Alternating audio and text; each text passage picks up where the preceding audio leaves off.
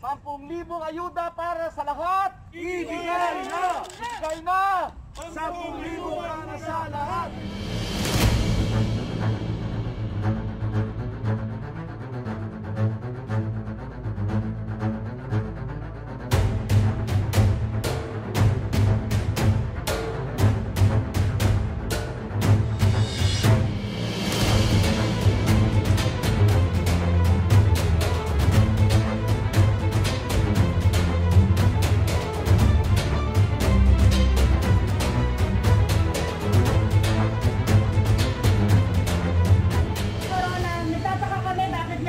Deadline, samantala ang ating pandemya wala naman deadline.